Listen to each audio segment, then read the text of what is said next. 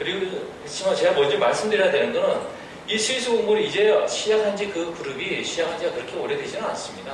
그리고 오래되지 않기 때문에 상당히 좀 그 러프한 거, 좀 와이드하게 전반적인 것을 다루지 아주 스피시픽한 수준까지 지금은 아직은 다루진 않아요. 그리고 지금 오늘 제가 말씀드리는 오늘 제가 스위스의 노동 문제를 말씀드리는데요. 일단 스위스에서 배워야 되는 스위스의 노동 제도일 수도 있지만은 노동 제도 하나하나의 문제라기보다는 이 스위스에서 배울 점에 노동 분야에는 어떤 것들이 있는가? 노동 분야에서는 예. 이쪽에서 안 볼 것 같은데 차라리 이쪽으로 와서 말씀하시면 이쪽에서 안 볼 것 같아요.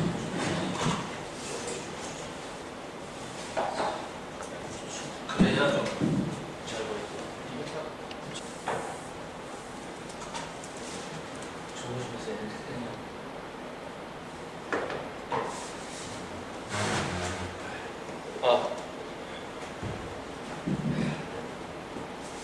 그래서 가령 지금 여기서 스위스에서 노동제도라고 한다 그러면 지금 노동제도 하나의 어떤 구체적인 스피시픽한 한 가지를 더 한다는 건 큰 의미는 지금 없는 것 같아요. 왜냐하게 되면 우리 같은 경우는 지금 파견 근로에 하면 업종 자체가 딱 제한이 되어 있거든요. 36개 업종으로. 스위스 같은 경우는 무제한이에요. 뭐 그런 것들 뭐 몇 가지 여러 가지를 쭉 있지만은 일단 스위스 노동에서 먼저 배워야 한다 그러면 제가 뭐 왜 지금 스위스인가는 한다 그러면 우리가 지금 가장 따라가기가 용이할 수도 있는 벤치마킹이 가장 용이할 수도 있는 모델이다. 그렇기 때문에 우리는 지금 스위스를 공부하고 있다. 이렇게 지금 같이 공부하시는 분들은 얘기를 하고 있어요. 그 얘기에 저도 많은 부분 동감을 하고 있습니다. 그래서 근데 한국 사회에서 보게 되면 스위스를 얘기를 한다 그러면 저 같은 경우에는 그 IMF 지나고 난 다음에 99년도 정도인가 그래서 뉴질랜드에서 도서관에서 영국의 이코노미스트지를 이렇게 빌려다가 그 안에서 보고 있었어요. 보고 있었는데 그 안에 지역 리뷰가 나왔습니다. 아실 분 아실 거예요. 뭐 이어진 씨 같은 경우에는 그 이코노미스트지 같은 경우는 지역 리뷰 같은 경우는 보통 한 50페이지 정도 되면서 전 세계적인 권위를 갖고 있잖아요.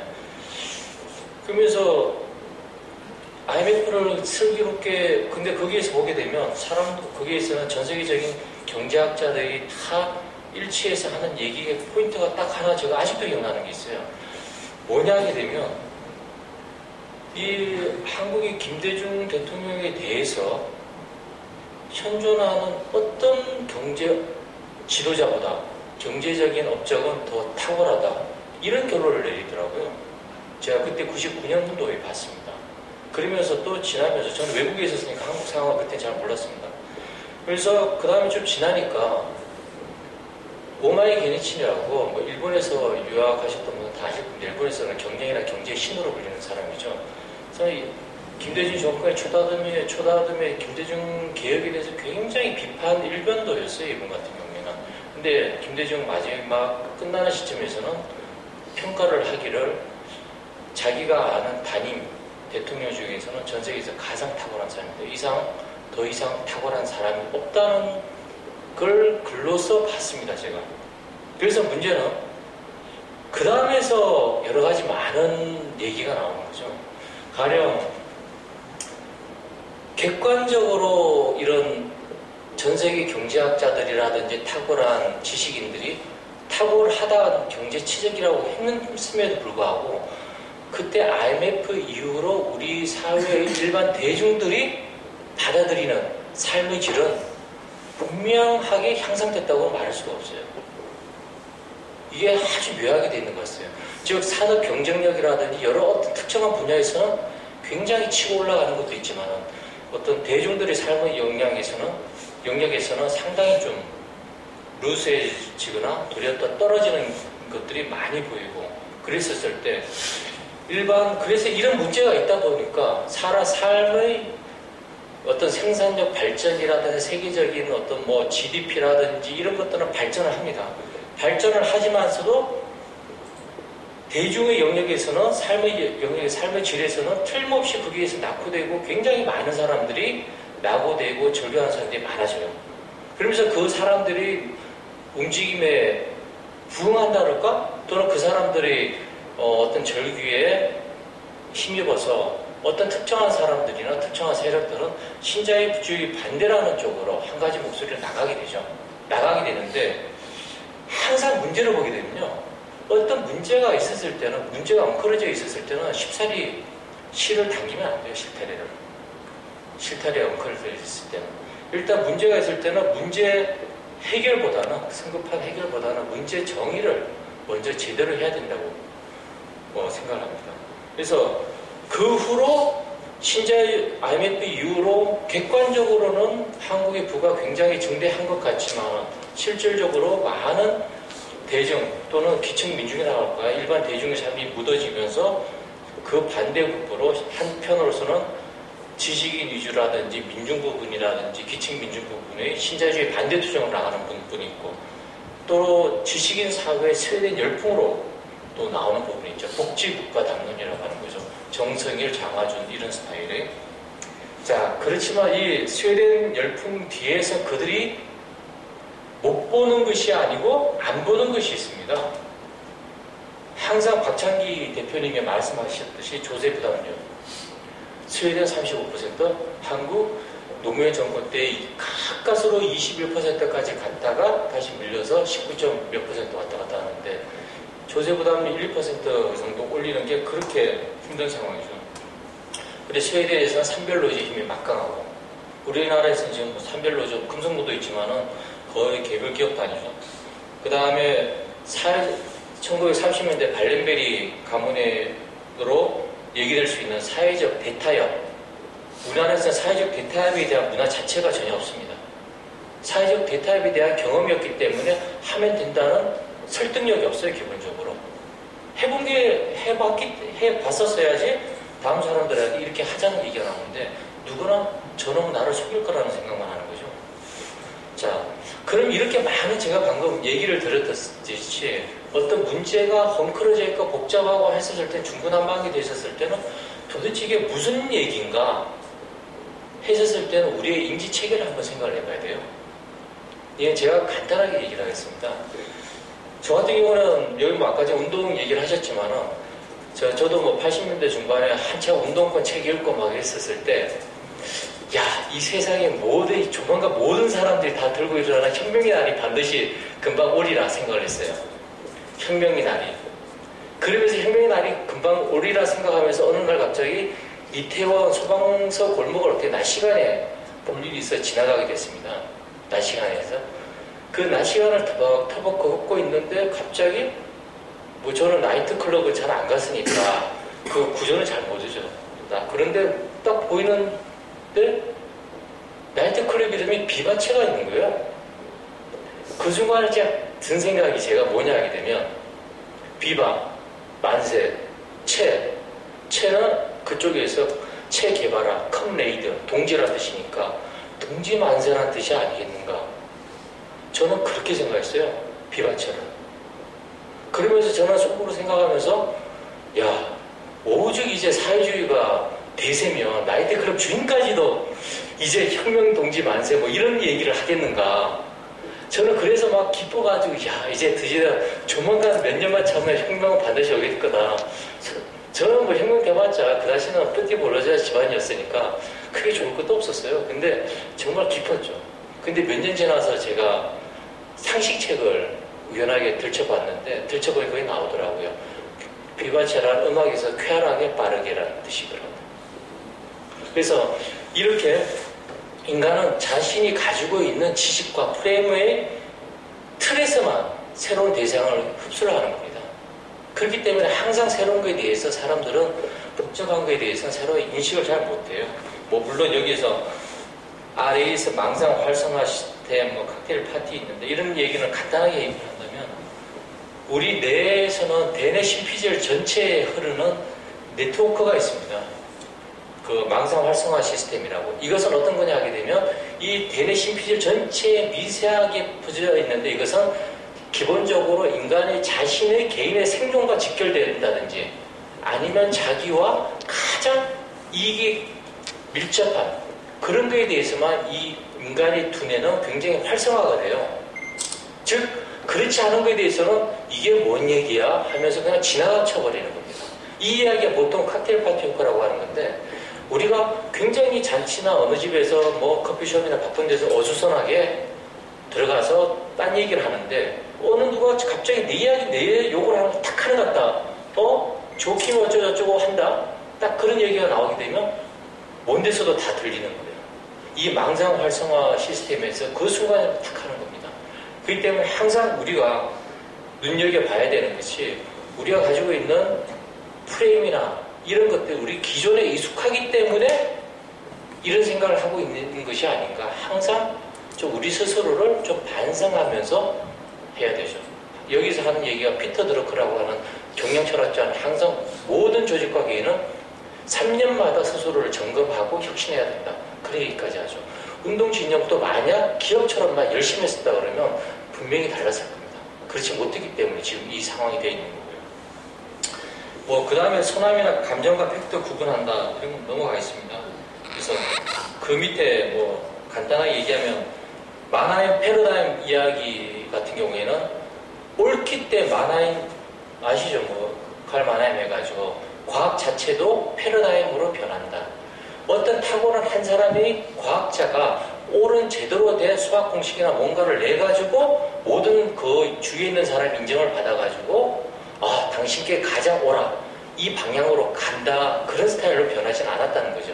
과학 역사가.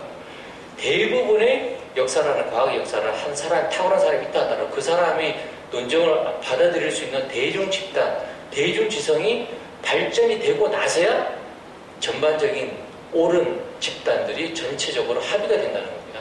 여기에서는 제가 말하는 것은, 우리나라에서는 최장제로 대표되는 급진자파인데, 저는 급진자파라고 보진 않아요. 저는 급진자파는 지금 오신 최 선생님이 진정한 자파라고 생각하거든요. 그래서 근데 최장집이라든지 어떤 신자유주의만 들어가면 얘기가 다 되는 분들은 별로 자파라고 하는데, 이런 분들의 얘기에 대해서는 좀 곱씹어보면서 흡수할 필요가 있다. 좀 그런 의미입니다. 좀 늦어서 빠르게 하겠습니다. 그래서 그러면 신자유주의라는 얘기가 나왔죠. 여기에서는 부자감세. 그럼 우리나라 진보주의에서, 진보 좌파에서 얘기하는 신자유주의 때문에 이 모든 것이 힘들다. 그런가? 이거는 지금 저희 피치니신 남충현 씨가 정리한 내용입니다. 신자유주의 핵심적인 내용 1, 부자 감세다. 김대중 노무현 정권에서 그랬나? 그렇지 않다. 도리어 노무현 정권은 증세를 하다가 도리어 표 다 깎였다. 그러죠? 이 노조 무력화했나? 노조 무력화라기보다는 노조의 상당히 온정적인 태도를 취함으로써 노조 자체가 상당히 스스로 과격화된 측면에 있는 거죠. 도리어 강경하게 대하지 않음으로써 도리어 강경한 대처가 도리어 나올 수 있는, 반발하게 되는 어떤 그런 게 있죠. 최저임금 정책이었나? 그건 전혀 아니다. 복지삭감이었나? 대부분의 많은 복지 정책은 김대중 정권에 있어서 4대 보험이라든지 이런 데서 김대중 정권에서 다 되었던 거죠. 그 다음에 경량진 과대부상? 이건 부분적으로 됐다. 그렇지만 우리나라 30대 재벌의 상당 부분이 그 김대중 정권 IMF 이후의 개혁 과정에서 몰락해갔고, 그 다음에 남아있는 소수의 그룹들은 경영 혁신을 통해서 생산성이 굉장히 증가가 돼요. 그 생산성 증가에 따른 경영진의 보상을 그렇게까지 서구와 똑같이 경영진이 다 헤쳐먹는다. 그런 정도 동일한 차원으로 보기는 조금 어렵다. 자, 그럼 과연 현재 보통은 신자유주의 때문인가? 저나 제 생각에는 오로지 신자유주의 때문인가 했었을 때는 한국의 급진좌파의 생각과는 조금 다른 거죠. 왜냐? 인과관계와 상관관계를 혼동해서는 안 된다. 인과관계와 상관관계. 인과관계는 원인과 결과고, 상관관계는 엇비슷한 시간대에 연결되어 있었지 그 자체가 인과관계로 연결되는 건 아니다. 이런 얘기입니다. 자, 그 다음에 OECD가 08년도에 보고서를 냈습니다. OECD가. 근데 우리가 생각했을 때 한국은 김대중 노무현 이후로 야, 이거 뭐 드디어 더 신자유주의 때문에 막 이렇게 됐다, 막 이런 얘기가 있는데 경제가 선진국으로 진입하면서 이런 특정한 흐름이 나타납니다. 경제가 선진국으로 진입하면서. 우리 같은 경우는 IMF 이전은 거의 중진국인이라든지 뭐 이런 개별 회사로서는 삼류, 이류 회사들이었죠. 그러면서 그 개혁 과정을 통해서 세계적인 기업들이 다 나오게 되면서 선진국 경제에 합류를 하는데 OECD 여기서 보게 되면 1%의 소득이 70년대 말부터 증가를 합니다. 70년대 말부터. 그러면서 2000년대부터도 도리어 더 급속하게 증가를 합니다. 그러면서 상위 1%가 전체 소득의 17%를 20년대 가졌고 40년대는 10%를 가졌습니다. 그 다음에 60년대는 9%, 70년대 말에는 전체 7%까지 떨어집니다. 우리가. 이 선진 OECD 15개국 대상이었는데 70년대 말 이후로서는 선진국에서 복지병이라고 흔히 하는 거죠. 그러면서 영국의 대처라든지 이러면서 미국의 레이건을 통해가지고 이런 복지에 대한 대대적인 삭감 정책이 나오면서 그리고 또 여러 가지 사회적인 흐름이 나오면서 좀 전 세계가 거의 동일한 흐름으로 이런 것들이 나왔어요. 개별 국가의 개별 지도자의 영향과는 조금 벗어났을 정도로 동일하게 나오는 그 흐름이 있습니다. 일관해서. 그 흐름들이 어떤 것들이냐 하게 되면 이 흐름들이 있는데 이 일관해서 흐름들 중에서는 우리나라에서는 양극화라고 합니다. 폴러라이제이션. 근데 서구의 정치경제학자들, 유럽의 정치경제학자들은 이중화라고 주로 얘기합니다. 듀얼라이제이션. 왜? 우리가 양극화라는 표현을 하게 되면 어떤 느낌이 드나 하면 마지막에 그 결과는 다 그냥 뭐 별다른 게 없었는데 그냥 하다 보니까 마지막에 과정 자체에서 부자인 사람, 가난한 사람 이렇게 양극화가 됐다. 그래서 이 사람들을 마지막에 결과로서 정부에서 돈을 퍼줘버리면 상대적으로 빈자들은 중간 정도로 살 수가 있게 된다. 어떤 그런 문제의식이 담겨져 있는 거예요. 양극화라는 말 자체에서. 그런데 서구에서는 이 이중화라고 하는 개념으로 설명을 합니다. 이 이중화, 서구에서 많은 정치 경제학자들이 서구의 70년대 말 이후로 나오는 이 많은 여러 가지 것들을 공부하고 난 다음에 연구하고 나온 핵심적인 개념이 이 이중화라는 개념입니다. 이 이중화라는 개념이 보게 되면 다른 게 아니라 이 이중화의 핵심은 노동시장에서의 이중화입니다. 노동시장에서의 이중화. 우리가 생각하는 한국 1%와 99%의 대결, 가진 자와 못 사는 사람이 대결이 아니에요. 노동시장에서의 내부자와 노동시장에서의 외부자인데 이 노동시장에서의 내부자는 기본적으로 그 한 사회 체제 내에서 안정적인 일자리를 가지고 있는 사람. 그러면서 실업직 위험이 덜한 사람. 이런 직장, 일자리에 흡수되어 있는 노동력을 내부자 노동시장이라고 합니다. 그리고 외부자는 그 밖의 노동시장인데 선진국에서 똑같이 나오는 것들이 다 외부자 노동시장이 굉장히 넓어지고 있다는 한 가지 공통적인 흐름이 있습니다. 자, 한국과 똑같은 거죠. 여기까지가. 물론 나중에 보면 제가 한국만의 특이한 사항을 또 말씀드리겠는데 주변화 같은 경우는 사회에서 굉장히 주변화되면서 한 중심으로 전혀 흡수가 못한다는 그런 의미죠. 마지노라이제이션, 양극화 폴러라이제이션은 가진 거 결과로서의 가진 거 자체가 1%와 99% 얘기인데 이거 자체만으로는 사회를 설명하기가 조금 부족하죠. 분전화, 세그멘테이션은 또 중요한 개념입니다. 이거는 한 번 외부자로 도는 사람, 한 번 외부자로 도는 사람들은 계속 외부자 노동시장에서 돌다가 인생 좀 치는 겁니다. 선진국도 그렇고 한국에서도 한번 어떻습니까? 비정규직으로 한번 친 사람은 그런 외국 어떤 나라 같이 굉장히 노동시장이 탄력성이 있게 돼 있을 경우에는 비정규직으로 갔더라도 이 사람 똘똘하네 해서 내부자로 올라가는 게 아니라 선진국이 한국이나 마찬가지로 외부자에서 시작하게 되면 외부자로 인생 끝나는 경우가 지금 굉장히 일반화되고 있는 추세입니다. 그래서 이런 것들은 결과가 그렇지만 이런 것들은 이중화는 틀린 거는 이중화는 결과 자체가 아닌 과정 전체의 포커스를 놓고 그 자체를 어떻게 고칠까 하는 게 포커스를 맞춘 개념이죠. 그리고 이런 이중화가 일어나는 원인이 있습니다. 이 원인이 첫 번째가 모든 학자들이 공통적인 지적인데 탈산업화. 탈산업화는 포스트 인더스트리얼라이제이션에서 탈제조업화입니다. 기본적으로. 탈제조업화. 이 탈산업화, 미국 선진국은 어떤 나라, 독일같이 아무리 제조업이 발달된 나라라 할지라도 제조업보다는 서비스 부분이 더 강합니다. 고용인원도 많고. 이 탈산업화하고 그 다음에 고학력화. 고학력화일 경우는 고학력화와 가장 첨단 IT 그러면 첨단되는 뭐 화학공업자라든지 화학학자라든지 뭐 최첨단의 고학력자들이 받는 임금들은 시장에 비해서 굉장히 많은 임금을 받을 수가 있습니다. 그럼 그 사람들은 일반 임금에 대해서 굉장히 훨씬 일반 수요보다는 훨씬 더 많은 임금을 받는 거죠. 그 다음에 여성화가 여기에 하나 들어갑니다. 이게 굉장히 좀 보통 한국에 있는 분들이 잘 지적을 하지 않은 얘기인데 페미나이제이션에서 스위스 같은 경우는 여성의 투표권이 1971년도에 나왔습니다. 그러면서 서구 여성들도 제대로 교육이 받은 거는 2차 세계대전 이후예요.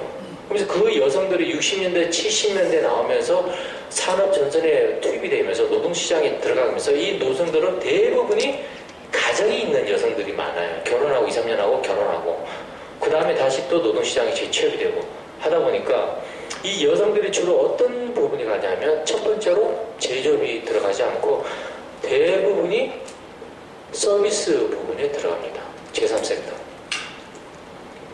이 탈산업화, 탈제조업화, 고학력화, 그 다음에 여성화가 맞물리면서 노동시장의 이중화가 됩니다. 외부자의 상당 부분은 저학력자라든지 여성들이 더 많은 거죠. 그러면서 여기에 한 가지 더 물리면서 90년대 초반부터 세계화가 진행이 되는 거죠. 이 세계화. 이 세계화가 진행이 되면서 이 노동시장의 이중화가 급속도로 심화되는 이런 어려움을 갖습니다. 이거는 한국만이 아니라 선진국 공통의 문제입니다. 그런데 이런 세계에서 한번 생각해 보면 이런 세계에서 그래도 이상적인 국가는 존재할 수 있는가? 이런 세계에서 저는 몰랐습니다. 사실 여기 김석수 소장님이라든지 그쪽 다른 그룹에서 스위스를 얘기를 하기 전까지는 저는 안 찾아봤어요. 제가 알고 있는 스위스는 관광업에 가까운 나라였거든요. 그래서 그런데 이 스위스 이런 전 세계에서 일관된 흐름이 있음에도 불구하고 똑같이 가난해도 그 중에서 잘 먹고 잘 사는 더 잘 먹고 더 잘 사는 사람이 있는 거죠. 그죠? 똑같이 전쟁 상황이라도 그 중에 돈 버는 사람이 있는 거고 똑같은 상황에서도 더 잘 나가는 사람이 있듯이 똑같은 환경에서도 똑같은 흐름에서도 더 잘 사는 국민과 더 잘 사는 나라가 있는 겁니다. 그런데 그것을 찾아보니까 공통되는 한 나라는 딱 포커스는 한 나라에 집중이 되는 거예요. 그 나라는 바로 스위스인 거죠. 첫 번째 우리나라에서 얘기를 안 하지만은 산업 경쟁력은 5년 연속 1위입니다. 우리나라 좌파들은 항상 경쟁력에 대해서는 싫어해요. 경쟁력은. 그렇지만 산업 경쟁력이 뒷받침되지 않은 노동 분배라는 것은 존재하지 않습니다. 그거는 불시시죠. 영어로는. 존재할 수가 없는 거죠. 가령 그 박창기 대표님 말씀처럼 우리나라 세계 100대 기업이 우리나라가 2개가 들어간다면 수위는 인구 800만에 5개가 들어갑니다. 가령 예를 든다면 노바티스 제약업체라든지 네슬레라든지 이런 여타 있죠. 그러면 이 산업 경쟁력에서는 또 어떤 것들이 있냐면 산업 경쟁력을 하는 거는 여러 가지 대외적인 개방성이 있습니다. 가령 스위스 시계가 세계적이지만 그 스위스 시계를 만든 거는 프랑스의 대부분이 한 80%가 독일계인데 독일계가 아니라 중기정전 때 밀렸던 프랑스의 위그노들입니다. 프랑스의 위그노들이 시계 산업을 가지고 와서 스위스에 정착시켰습니다. 프랑스에서 탄압을 피해가지고. 그 다음에 영국의 캐시오 같은 디지털 전자시계에 밀리기 시작하니까 스위스 명품 시계 산업은 어떻게 되냐 하게 되면 새롭게 대중용 시계를 만들죠. 그게 스와치죠. 그 스와치 시계는 바로 레바논 사람이 회장입니다. 제일 먼저 만들었어요. 이런 스타일로 굉장히 대외적인 개방과 그 다음에 산업 경쟁력, 세계적인 개방성의 노력이 산업 경쟁력을 상당히 강화시키는 흐름으로 나타났다. 이런 걸 알 수 있죠. 행복지수는 그것도 계속 몇 년째 연속 세계 1위니까 이거 말할 것도 없죠. 한국의 행복지수는 필리핀보다 낮고 인도보다는 조금 나은 정도죠. 그 다음에 고용률. 굉장히 눈여겨보셔야 되는 겁니다. 이 고용률은. 고용률은 79.2. 선진국 같은 경우에는 다른 게 아니라 고용률을 국가에서 핵심적으로 관리하는 사안입니다. 그래서 왜냐하면 미국만 하더라도 그 그린스펀이 다른 거 다 괜찮았는데 마지막에 은행의 금리를 올려야 될 때 왜 그때를 놓쳤냐고 기자들이 물었어요. 그린스펀한테. 그때 그린스펀이 했던 얘기가 있습니다. 고용률이 충분하게 나오지 않았기 때문에 고용률이 조금 더 올라가기만 했더라도 자기는 그때 경기 부양보다는 은행 금리를 더 올려서 경기를 조금 낮췄을 거다.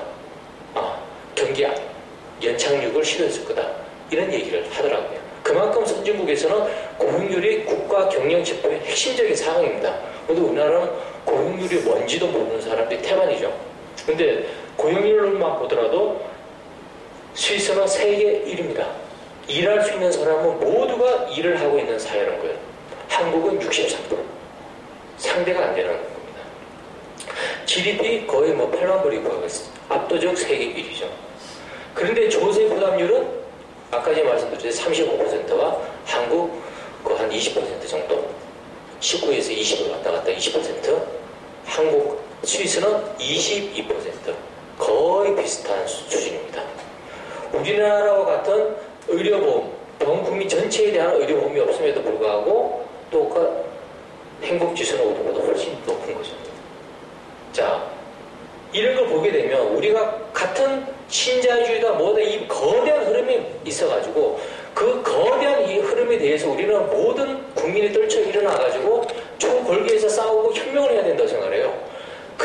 그렇지만은 그 소수의 몇몇 나라들은 그 흐름을 잘 편성해서 이용해서 좋은 나라를 만든 국가들이 분명히 있는 거예요.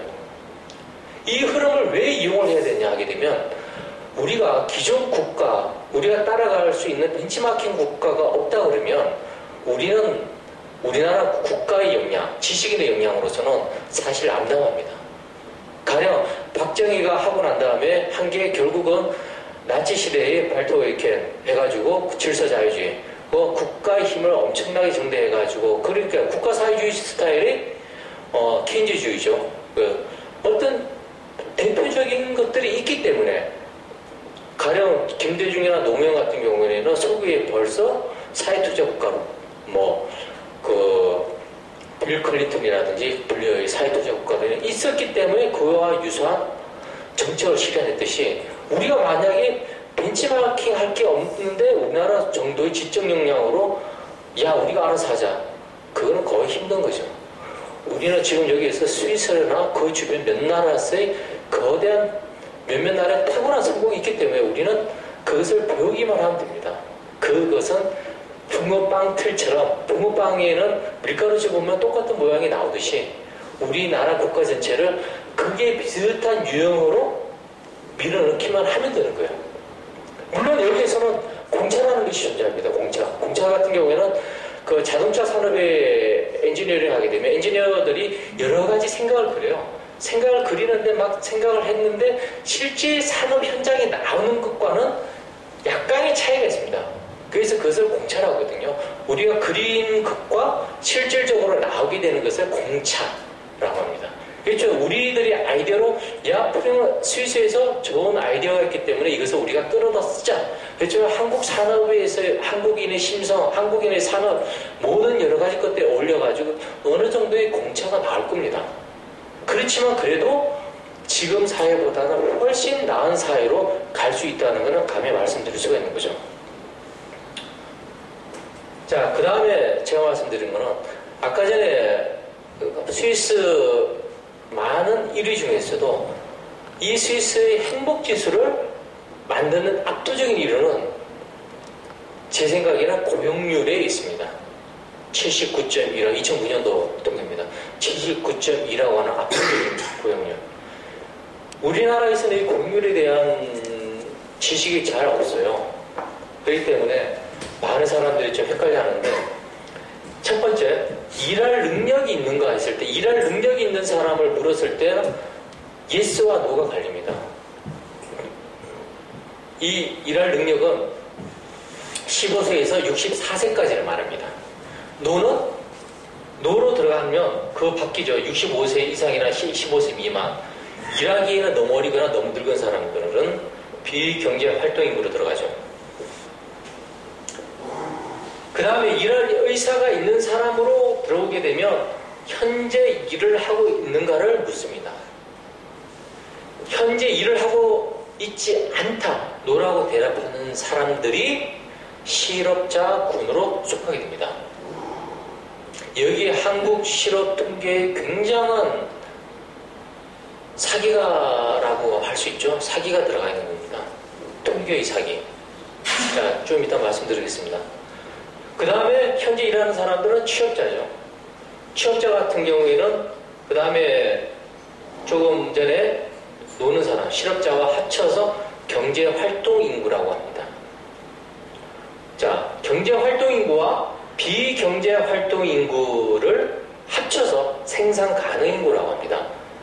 애나 노인 빼놓고는 다 일할 수 있는 건강한 사람은 다 합쳐서 생산가능인구라고 하는데 고용률은 기본적으로 우리나라는 이때까지 실업률을 했어요. 얼마 전에 실업률 통계 나온 게 2.9%입니다.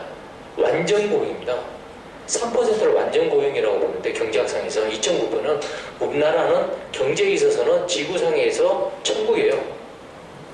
그렇지만은 대중들은 일반 사람들은 죽어나가죠. 존재할 수 없는 통계의 착시효과죠. 그래서 지금 최근에 만나본 경제학자들 얘기들은 한국 실질적인 경제 실업금률 같은 경우는 10%를 훨씬 오버하고 특히 청년층 같은 경우는 그리스라든지 스페인의 그 혁명이 일어나서 청년 실업률을 25%에 육박할 정도로 한다고 그래요. 자, 실업률 같은 경우는 경쟁할 의사가 있습니까 없습니까에 갈라버려요. 근데 제대로 되는 실업률이 일자리가 눈에 안 보인다 그러면 저는 고시 공부할래요? 그 사람 일할 의사가 없는 사람이에요. 그냥 의사가 없는 사람은 실업자에 들어가질 않습니다. 기본적으로. 그 수없이만 수백만에 해당하는 사람들이 실업자로 잡히질 않는 한국 통계의 착시 현상이죠. 결국에 한국의 어떻게 보면 통계의 사기 현상이죠. 자, 그렇기 때문에 고용률은 한국 같은 경우에는 통계를 이용한 대중 최면의 현상이다. 있지도 않은 2.9%로 실업률 2.9%는 천국에서나 가능한 숫자인데 물론 한 나라도 있습니다. 노르웨이가 3.2%예요. 노르웨이가. 근데 한국 2.9%. 날아갈 듯 기뻐야 되지만은 한국 사람들은 점차 절규하고 있는 현상이죠.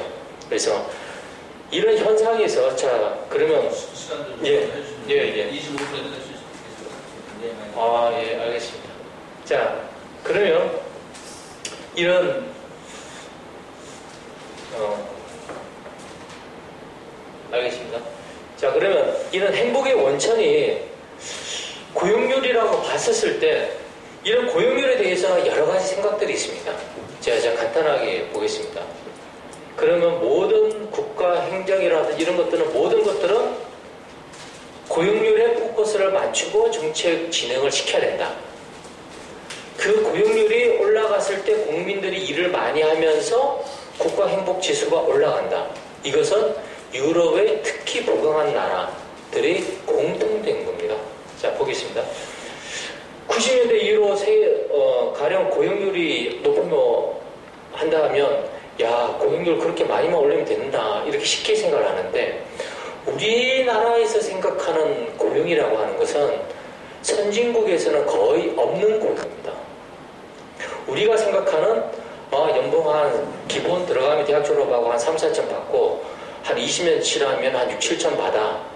졸업할 때 은퇴할 때 뭐 퇴직금 꽤 받고 이런 유형의 고용은 선진국 어느 나라에도 없는 철밥통 한국 또는 일본에만 특이한 유형의 특이한 개념입니다. 자, 그러면서 보겠습니다. 90년대 유럽 같은 경우는 새로 생긴 일자리 80%는 비정규직에 들어갑니다. 80%의 일자리가. 선진국에서 아무리 고용이 높다 하더라도 신규 일자리 창출된 신규 일자리의 80%는 비정규직이라는 것은 그 고용의 상당 부분이 비정규직이라는 얘기죠. 그 다음에 비정규직 노동자가 많아도 교육률은 높다는 게 선진국의 핵심입니다. 그래서 김대호 소장이 얘기는 이걸 플라스틱 밥통이라고 얘기죠. 그릇의 크기는 비슷하더라도 정규직과 언제라도 회사가 힘들면 그냥 깨트려서 없어지고 그때 다른 회사가 하면 그쪽으로 옮겨가서 똑같은 크기의 플라스틱 밥통을 만든다. 이런 스타일의 개념을 만들었는데 플라스틱 밥통이라는 개념이죠. 자, 근데 한국이 왜 제가 플라스틱 밥통, 철밥통이라는 얘기를 제가 얘기를 했냐 하게 되면 한국이 15년 경력직 교사일 경우에는 GDP가 2.3배입니다. 한국 경우에. 근데 선진국 경우에는 어떤 나라를 하고도 보통 선진국은 그냥 1.에서 1.23배 정도예요. 특이하게 노르웨이 같은 경우는 0.8배 정도로 교사직이 떨어져 있는 경우도 있습니다. 간호사님 같은 경우는 국제 공통으로 거의 대부분이 일반 GDP의 1.5배 정도가 나옵니다. 간호사분들 좀 높은 정도로. 근데 이 선진국의 15년 경력직, 선진국이나 어느 나라나 그 교사들은 그 사회 부분이 공공 부분의 일자리의 고용 수준과 거의 비슷한 수준으로 들어갑니다. 즉, 이 이야기는 뭐냐 하게 되면 우리가 생각하는 선생님들이라든지 공공 부분이라든지 공무원이라든지 아니면 큰 대기업의 재벌기업의 일자리들은 정말이지 선진국에서는 드물게 있을 정도로 대단한 일자리라는 거죠. 자, 보게 되면 상상 속의 선진국 시민은 없답니다. 이 부분은 제가 좀 빨리 하겠습니다. 제가 예전에 90년 호주에 처음 가가지고 호주 처음 갔더니 우리나라 사람 옛날에 외국 가면 다 엄청난 집에 해서 풀장도 옆에 딱 있고 나무 안 움직이고 다 이런 줄 알아서 호주를 처음 가봤었어요. 제가 가봤는데 딱 덜렁덜렁 들어갔더니 우리나라 척상가가 벽돌집에 떡 돼가지고 방 2개나 3개 그냥 살아요. 사는 걸 보고 이게 뭐야, 한국의 아파트보다 못한 수준이 아니야. 그러면서 들어갔더니 샤워하게 되면 전기값 많이 나온다고 뜨거운 물 쓰게 되면 5분 이상 샤워 딱 하면 쫓아내요. 집주인들이 전기값 많이 나온다고. 그게 한국 선진국 시민들의 일반적인 모습이었어요. 그래서 늘 예전에 얼마 전에 미녀들 수다에서 보니까 나오더라고요. 그래서 선진국 그 베트남에서 온 여자가 한국 가면 정말 2층 3층 집에서 사는 줄 알았는데 다들 왜 이렇게 가난해요? 자기는 놀랐어요. 막 이랬다고 하더라고요. 한국 드라마를 보고. 우리가 생각하는 선진국 시민들의 삶들은 우리의 상상 속에서만 있는 삶입니다. 다음 다만 선진국 시민들의 삶은 다른 하나는 대부분의 국민들이 기본 생활에 대해서는 안정적으로 하고 있다는 거예요.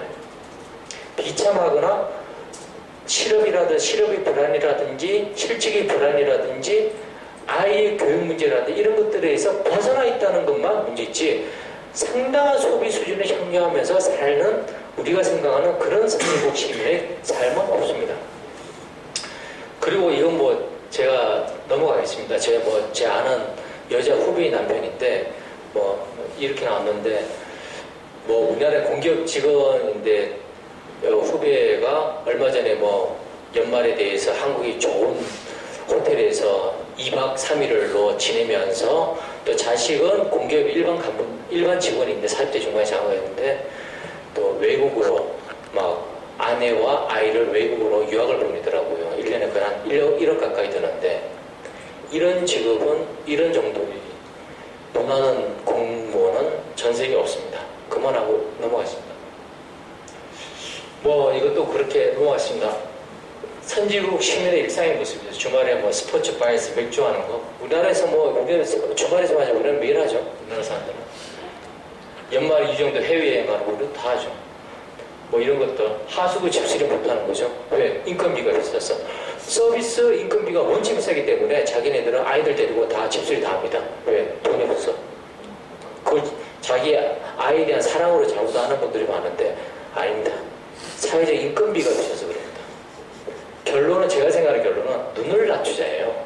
그렇다고 짜장면 배달하자 뭐 이런 얘기는 전혀 아닙니다. 자 여기서 나오게 되면 그럼 이런 여러 가지들이 있는데 선진국과 어떤 고용률을 보게 일단 살펴보겠습니다. 그럼 고용 관련 선진국의 대응에 있어서 새롭게 나오는 개념이 있습니다.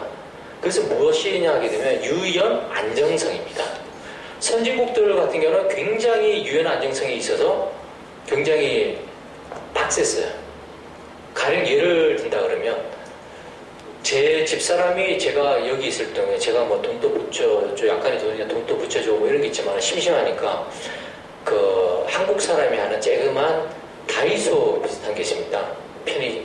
다이소 비슷한 천냥샵 이런 거 $2 샵이 있는데 거기 일을 들어갔는데 거기 일을 들어가게 되면 보통 3개월 정도가 다뤘어요. 근데 3개월 딱 지나자부터는 사람 몇 명 안 되는 데에서도 뉴질랜드가 굉장히 자유주의적이라 하더라도 잘라나면 근데 굉장히 좀 애먹어요.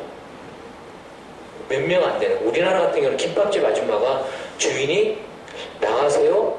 그러면 나가지 그냥 너 재수할 거야? 뭐 이렇게는 안 하잖아요. 근데 선진국 같은 경우에는 보통 법의 개념이 우리랑 틀리기 때문에 거의 법에 호소하는 게 많아요. 그러면서 이런 미묘한 얘기를 저한테 한번 얘기를 해주더라고요. 근데 그럴 정도 선진국 같은 경우에는 70년대라든지 80년대, 90년대 거치면서 이 노동의 한번 고용을 하게 되면 유연성이 굉장히, 즉 해고를 못한다는 거예요. 유연성이 떨어진다는 거는 해고를 못하는 것들이 선진국 성장이라든지 이런 것들이 굉장한 발목을 잡았습니다. 이 발목을 잡다 보니까 선진국들에 대해서는 굉장히 유연성이라든지 안정성 이런 문제에 대해서 나라마다 다 다른 입장을 취합니다. 볼게요. 첫 번째가 유럽의 대륙형일 같은 경우는 프랑스와 독일의 경우입니다. 그럼 유연성은 낮아요. 유연성이 낮다는 건 해고가 쉽지 않다는 얘기입니다. 그러면 안정성은 높아요. 일단 들어가 있으면 늙어 죽을 때까지 계속 자리만 지키면 오케이라는 얘기예요. 선진국에서. 자, 그 다음에 북구 스웨덴 같은 경우는 유연성 낮죠? 잘리기 굉장히 어렵답니다. 유연성이. 안정성 굉장히 높습니다. 안정성이 높고 잘리고 훨씬 많이 잘리고 나온다 하더라도 실업수당이 그것을 충분히 커버한다는 얘기예요. 유연성은 해고를 쉽게 하고 그 안정성 같은 경우에는 잘리고 나더라도 해고되고 나더라도 그 실업수당이라든지 삶의 안정을 충분히 책임져 준다는 얘기죠. 근데 중부 유럽 같은 경우에는 그 1990년대 이후로 세계화가 되면서 2000년 초부터요, 이 스위스, 네덜란드, 덴마크는 유연 안정성이라고 하는 실험을 시작합니다. 유연 안정성. 이 유연 안정성에 들어가게 되면 해고는 굉장히 용이하게 한다. 해고는 마음대로 용이하게 하는데 그 대신에 해고되더라도 얼마든지 생활이 될 수 있을 정도로 실업수당을 확실하게 챙겨주는 노선을 취합니다. 이게 이 세 나라가 유연 안정성을 취한 이 세 나라의 특징입니다. 그 중에서 스위스는 유연성이 다른 두 나라보다 훨씬 더 높습니다. 보겠습니다. 미영 같은 경우에는 뭐 자유주의니까 유연성이 좀 높고 안정성이 좀 낮죠. 나라마다 조금은 차이는 있습니다. 물론 미국과 영국 거는 소득 이전에 따라서 약간의 차이도 있고요. 그래서 뭐 제가 말씀드린 실업수당 같은 경우는 안정성 확보의 차원이죠. 뭐 한국은 3개월 내지 6개월, 상한선이 135만 원입니다. 노르웨이 13개월, 뭐 스웨덴 16개월, 스위스 16주, 통상임금의 80, 75, 스위스는 통상임금의 100%까지 합니다. 이렇게 유연 안정성은 실업수당 부분에서는 확실하게 거의 뭐 한 80에서 100%까지 주는 대신에 1년 내지 2년 정도입니다. 일자리 마음껏 알아봐라. 그 동안은 실업수당을 충분히 주겠다. 그러면서 이 안정성을 확보하는 거죠. 유연성과 안정성을 동시에 확보해가는 노선입니다. 근무일수를 보게 되면 스위스 같은 경우는 31일입니다. 독일 같은 경우는 43일. 스위스 사람들이 독일에 더 일을 많이 합니다. 노동일수도 더 많죠. 우리나라 같은 경우는 한 2,500시간. 이제 우리나라보다 적다더라도 유럽 선진국, 8만 불 선진국 치고는 상당히 일을 많이 한 나라입니다. 열심히 일하면서 열심히 많이 버는 나라가 되죠. 그 다음에 해고는 유연성 확보의 문제죠. 노동계약 해지가 언제라도 가능합니다. 스위스는. 노동계약이. 이거는 쉽게 생각할 문제가 아닙니다. 이 문제는. 노동계약이 해지가 가능하다는 걸. 제가 벌써 외국에 있는 제 집사람 뭐 다이소 이런 얘기 했지만은 뉴질랜드 같은 경우에는 노동계약 해지는 가능하다 하더라도 거의 대부분의 수를 겁니다. 그래 변호사를 딱 써가지고 하면 대부분이 노동자가 이렇게 딱 들어가요. 그렇죠? 그러면 거의 법적으로 끌고 가면 그쪽에서 네가 특별한 이유가 없이 하기나 네가 마음에 들어서 일이 하는 게 싫어서 정도까지 해서는 기업주가 집니다. 사업주가. 그러면 결국은 그 질질 끌다 보면 한 1년이 돼요. 그렇기 때문에 기업주들이 잘라내려고 하면 3개월 이상한 직원에 대해서 잘라내려고 그러면 1년치에 그걸 주고 잘라냅니다. 이런 걸 악용하는 친구들이 있어요. 마을이라든지 좀 질적 안 좋은 친구들은 한 3개월 딱 끊고 난 다음에 개판 치면서 그래 할 대로 해라. 그렇게 하는 경우가 있죠. 자, 그렇지만 스위스 같은 경우에는 해고 시 보상을 안 합니다. 그래서 유연 안정성이 되고 있는 이 세 나라를 보게 되면 스위스가 이 3개국 중에서 유연성이 가장 큽니다. 우리는 해고는 살인이라고 얘기를 합니다. 해고는 살인이라고 하지만서도 해고가 별로 살인이 전혀 아니고 해고는 잘 되는데 도리어 행복지수는 세계 1위 나라도 있다는 거죠. 그게 바로 스위스입니다. 자, 그런데 아까 전에 제가 독일과 프랑스의 경우를 얘기를 했습니다. 그건 유럽 대륙형이라고 해가지고 거의 비슷하게 갔어요. 그런데 2003년 슈레더 총리의 계획에 따라가지고 하르츠 계획이 도입이 됩니다. 이 하르츠 계획은 핵심은 복지 삭감이 아니라 핵심은 노동의 유연 안정성을 확보하는 거예요. 뭐 복지가 원래 독일에 복지가 있었으니까 더 쉽게 말한다 그러면 노동시장에서의 유연성 확보가 하르츠 계획의 핵심입니다. 지금은 그때는 굉장히 2003년부터 시작해가지고 2005년도에 슈레더 총리가 도리어 개혁을 하다 보니까 낙마를 하게 되죠. 왜 해고 쉽게 마음대로 해? 그래서 슈레더 총리도 결국은 잘려버린 거죠. 수상에서. 그렇지만 지금 현재 독일 경제가 가장 잘 나가는 이유 중에 하나를 하르츠 개혁이라고 지금 많은 경제학들이 얘기를 하고 있죠. 그러다 보면 놀라울 만한 또 하나의 통계가 있죠. 독일 같은 경우는 고용률이 70%, 프랑스는 64%입니다. 훨씬 6%의 공유는 엄청난 거죠. 독일 인구가 7천만, 8천만을 하는 데서. 자, 보겠습니다. 물론 여기 또 한 가지 얘기한다면 한국경제연구원 박성준 연구원 같은 경우는 시뮬레이션을 쭉 돌렸어요.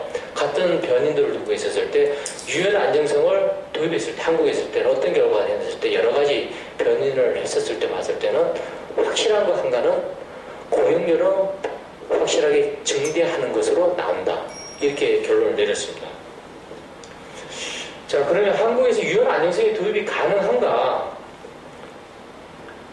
그럼 유연 안정성을 위해서 우리는 선진국처럼 수당만 줘봐. 그러면 우리는 얼마든지 유연 안정성 도입을 할 수가 있지. 그렇게 쉽게 얘기를 하죠. 실업수당만 잘 주면 왜 안 해? 얼마든지 유연성 도입해. 쉽게 얘기를 할 수가 있어요. 보겠습니다. 실업수당을 현실화하자는 많은 얘기를 하고 있어요. 자, 그러면 아까 전에 보듯이 80%, 100%였어요. 스위스 100%, 노르웨이 80%. 그러면 중간값을 잡아서 90%를 잡습니다. 그래, 한국의 1인당 GDP 2011년 22,000불. 어제자 기준환율 1,060원 했을 때 월 얼마가 나옵니다. 90%. 175만 원입니다. 만약에 이 175만 원을 한국 노동자들에게 제시를 하고 1년에 대해서 또는 2년에 대해서 얼마든지 이 정도의 돈을 줄 테니까 유연성을 받아들여라 했을 때 이것을 받아들이겠느냐고. 제 말은. 선진국에서는 받아들이는데 한국에서는 안 받아들이게 되는 특이한 한국만의 문제들이 있습니다. 그게 아까 전에 잠깐 얘기했었던 한국 노동시장의 기형에 있었다는 겁니다. 한국 시장 선진국을 아까 전에 이중화라는 제가 말씀했잖아요. 그런데 이 한국 시장은 선진국 사람들이 이중화라고 말하는 것조차가 언감생심일 정도로 이거 너무나 아름답게 표현했을 정도로 극심한 수준의 이중화입니다. 노동시장에서. 자, 흔히 말하는 얘기가 노동자가 적게 가져가서 한다. 투쟁하자. 그렇지만 한국 노동소득 분배율을 보게 되면 1단위별입니다. 한국은 임금 노동자가 굉장히 적습니다. 선진국에 비해서.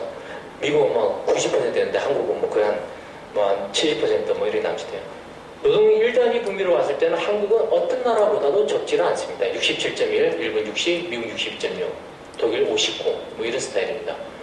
제주의 평균 임금으로 봤을 때는 1인당 GNI 대비 한국이 1.65입니다. 일본 1.24, 타이완 1.05, 미국 0.88. 다른 나라는 거의 1.2나 1.23에 수렴합니다. 그러면서 정식으로 대학 교육을 받았다든지 그렇지만 어느 정도 인구가 좀 있는 간호사급이라든지 이 정도의 전문 직종들이 1.5나 1.56 정도에 수렴을 해요.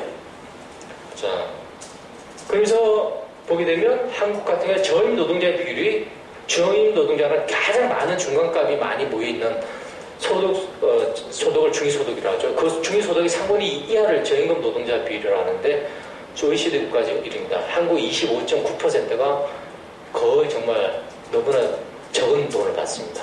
희한하죠? 제주 평균 임금이나 노동소득 분배율은 굉장히 많아요. 다른 나라에 비해서. 그렇지만 압도적으로 또 한국이 굉장히 적게 받는 노동자가 또 굉장히 압도적으로 많습니다. 다른 나라에 비해서. 보게 되면 미국 상위 10%, 임금 상위 10%와 하위 10%의 비율로 보게 되면 전 세계 OECD 국가 1위는 4.86, 한국 4.52, 선진국들은 거의 2점 얼마입니다. 스위스 2.61이죠. 여기에서 보듯이 딱 들어오는 것들은 선진국이 유연 안정성을 만난다든지 여러 가지 복지가 획득이 될 수 있는 것들은 스위스듯이 되는 거는 노동시장이 거의 항아리 수준으로 수렴한다는 거예요. 중위층, 중간값이 있는 사람들이 굉장히 두텁다는 겁니다. 즉 우리로 따지면 연봉 2,500 정도에서 한 3,500 정도가 굉장히 두툼한 수준이라는 거죠. 한국은 6, 7천, 5, 6천과 엄청나게 많이 있고 한 달에 2천 미만으로 받는 소득의 노동자들이 엄청나게 많다는 거예요. 저임금 노동자들이. 이것을 어떻게 만들 것이냐. 이 문제가 굉장히 한국에서 심각한 문제죠. 이것이 해결이 안 되기 때문에 선진국에서 여러 가지 가능한 우리가 맨날 하는 얘기 실업수당만 현실화하면 돼. 그거 해고되지. 그런데 쌍용 자동차 노동자한테 실업자 선진국 수준의 실업수당을 줬을 때 선진국 수준이라는 건 제조업 노동자는 거의 1.0에 들어갑니다. 제조업 노동자는 그 나라 국가의 1.0. 그러면 우리나라의 GDP의 소득의 1.0에 해당하는 한 2,500만 원 정도를 대해서 계산해 가져왔다는데 175만 원을 지급을 했을 때 쌍용차라든지 다른 많은 한진 중고금 노동자들이 아 그래 나 해고당하고 1, 2년간 일 열심히 알아보고 달릴게 그럴 것이냐 거기에 대해서는 뭐 각자의 생각이 있는 거겠죠.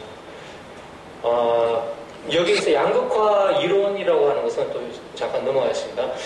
92년 우리가 생각했을 때 2000년대 또는 김대중 노무현 IMF 이후라고 생각하지만 실질적으로 모든 학자들이 지적하는 겁니다. 92년도입니다. 시작이 된 시발점 된 게. 이 시발점이 어떤 나라든지 탈산업화, 탈제조업화 되면서 김대호 소장 같은 경우는 구로공단에서 노동운동을 열심히 하고 있었는데 그 공단 노동자들 투쟁을 열심히 하고 있는데 알고 조금 지나니까 그 공장 사장들이 다 중국으로 가버렸어요. 그래서 이제는 투쟁할 대상이 없어졌어요. 그 얘기를 한번 저한테 얘기를 하더라고요. 이제는. 그 이야기는 플라잉 기스 이론이라고 해가지고 어느 정도 요소산업, 그 섬유업이라든지 뭐 봉제업이라든지 이런 중진국이나 후진국에서 막 성장할 때 그 산업들이 중진국 수준으로 넘어가게 되면 이 기업들이 임금이 너무 올라가지고 후진국으로 간다는 이론이에요. 플라잉 기스, 나르는 거위. 알 낳는 거위가 알을 낳아줘야 되는데 다른 나라로 넘어간다는 이야기입니다. 굉장히 유명한 이론인데 이 이론에 따르게 되면 한국도 90년대부터 급속하게 중국이나 동남아로 제조업들이 탈하면서 여기에서만 빠지는 것만 해도 약 100만 명의 일자리가 감소가 되죠. 한국에서 제조업만. 이 사람들이 한국의 서비스 산업에 무차별적으로 유입이 되면서 서비스 산업의 임금이나 이런 것들 생산성을 굉장히 낮추는 핵심 요인이 됩니다. 자, 자, 이건 뭐 거의 다 갑니다, 이제. 20명이 되니까. 자, 그러면 고용률, 우리나라 같은 경우는 그러면 여러 가지 이런 뭐 고용의 유연 안정성 이런 거를 다 받아들이지를 않는다. 노동 유연 안정성 같은 거는 선진국 스위스처럼 막 정말 유토피아 국가를 그리는 나라의 문제이니까 우리는 그냥 우리나라 정도 살아온 이 모습 그대로 살자. 여기서 조금 더 나아지자. 그럼 우리가 20대까지 살아오면서 했었던 우리들과 따라가야 되는 모델로 삼았던 게 일본입니다. 박정희 개발독재모델도 다 일본에 해왔던 거고요. 그러면 일본의 고용률은 얼마인가? 우리랑 모든 것들이 거의 비슷한 사회보험도 별로 잘 안 돼 있고 장시간 노동이고 뭐 여자는 집에서 일을 많이 하고 이런 했을 때 이 고용률이 일본에서는 70%, 한국은 63%입니다. 자, 그럼 여기서 나오는 거는 만약에 이 고용률을 일본 수준만 올린다 하더라도 새롭게 200만 명의 일자리가 창출이 된다는 겁니다. 200만 명.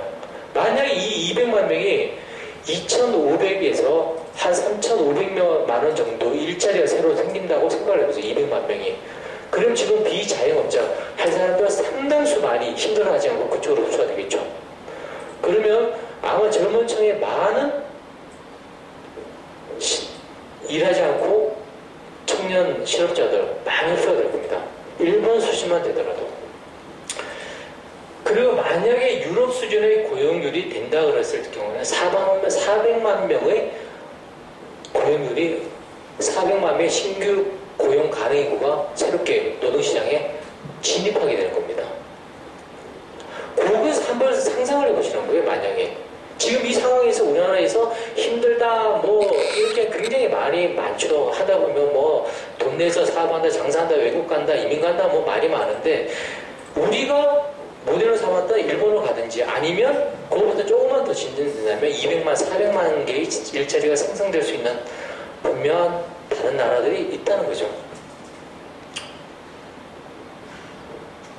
이거는 뭐 제 생각으로 뭐 이건 30초에 지나가 있습니다. 이건 한국 조직노동을 권덕교 선생님이 오신다 그래가지고 제가 이거 한번 처음에 생각을 했던 건데 한국 조직노동의 인구의 총 취업자의 6% 160만 명 이 조직노동을 이겨내는 방법은 없습니다.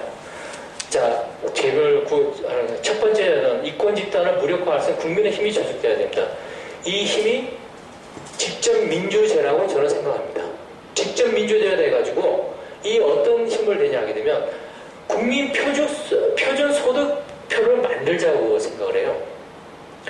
한번 처음에 20년 전에 공고 나와가지고 어디 무슨 공고 나와가지고 줄을 잘 서가지고 어때 가다 보니까 현대 자동차 들어간 사람은 연봉 1억을 받아요 지금. 근데 줄을 잘못 쓴 사람은 비정규직 노동시장 월 100만 원 받는 사람이 전전하는 거예요. 그래서 그렇기 때문에 국민 표준 소득표를 만들자. 우리가 맨날 저 최저 임금이라든지 이런 데만 너무 연연하지 말고 이것을 만들자. 거기서 약간의 표준 편차를 설계를 해야죠. 임금이 조금 더 높을 수도 있고 조금 더 낮을 수도 있지만은 공고 나와서 생산직 같은 경우에 1억과 100만 원을 만들지 말자, 1000만 원을 만들지 말자 이런 얘기죠. 뭐 이거는 인력파괴 협동조합 이런 것들은 제가 지금 생각해 본 겁니다. 그래서 이권 집단의 이데올로기를 폭로하는 거죠. 이것도 지금 하고 있는 제 작업이 그 중에 일환일 거고요. 원래는 제 3월 달부터 본격적으로 하려 했는데 어떻게 김석수 소장님 이번에 하라고 해가지고 뭐 급작스럽게 불려 나오는 바람에 제가 했습니다. 그 다음에 어떤 나라를 건설할 것인가 우리 벤치마킹을 해야죠. 유토피아에 가장 근접한 나라를 벤치마킹의 대상으로 보자. 그 나라는 바로 스위스다. 현존하는 국가입니다. 스위스. 유토피아가 없는 나라가 아니에요. 현존하는 국가. 퍼스트 무버. 혼자서 알아서 해나가야 하는 국가는 저는 고독하지만 캐치업은 쉽습니다. 그 나라가 아까 전에 제가 말한 붕어 빵틀을 만들었듯이 공차는 있을지언정 그 공차를 그 붕어빵 틀을 만들게 되면 그 붕어빵에 비슷한 붕어빵이 나오게 되어 있습니다. 스위스가 만들었던 그 여러 가지 사회 문화적 정치 제도 모든 것들 직접 민주자 제도라든지 노동시장의 유연 안정성 이런 것들을 받아들임으로 해서 어느 정도의 차이는 있지만 스위스에 근접할 수 있는 국가를 만들 수 있다. 저는 그렇게 생각합니다. 뭐 지금은 결단하고 행동할 때 좀 멋있게 말하려고 그랬는데 뭐 급해서 빨리 넘어갑니다. 제 생각인데 마지막으로 정리하고 넘어가겠습니다. 진보란 무엇인가? 뭐 진보란 선언적으로 완결된 정책 모임이 아닙니다. 지금 또 페이스북에도 오늘 또 흔히 말하는 좌파 많이 있습니다. 제 팬친들 중에서 좌파분들 많이 있는데 자기가 생각하는 좌파만이 정말 옳다고 하는 뭐 한쪽에는 꼴통 좌파라고 얘기도 할 수도 있고 한쪽에는 시류에 영합하지 않는 진정한 좌파라고 얘기를 하죠. 본인들은. 그렇지만 제가 생각하는 좌파라는 진보라는 것은 자신의 이념을 지키는 것이 아닌 다수 대중의 생활을 지키는 것이라고 생각을 합니다. 제가 김석수 소장님께서 스위스에 대해서 좀 얘기를 해달라고 얘기를 하셔가지고 지금 그쪽 그룹에서 스위스 문제는 굉장히 러프하게 다뤘어요. 러프하게 다루고 구체적으로 다루기에는 아직 시간도 부족했고 그렇지만 일단 자료 자체가 적어서 저 같은 경우에는 그 스위스에 있는 코토라 쪽 사람하고 큰통에서 다른 자료들 같은 거 취합하고 있는 중이고 한국에 나와 있는 아니면 뭐 영어로 되어 있는 원전 뭐 다 뒤져봤지만은 유럽 같은 경우에는 두리뭉실하게 가령 제가 봤을 때 노동 유연성을 취한 나라가 거의 비슷한 모습으로 가고 아닌 나라가 거의 비슷한 모습으로 가지 두리뭉실하고 비슷한 모습으로 가지 한 나라만의 아주 독특한 특징 같은 것은 직접 민주주의에 놓고는 사실 그렇게 많이 드러나진 않았었어요.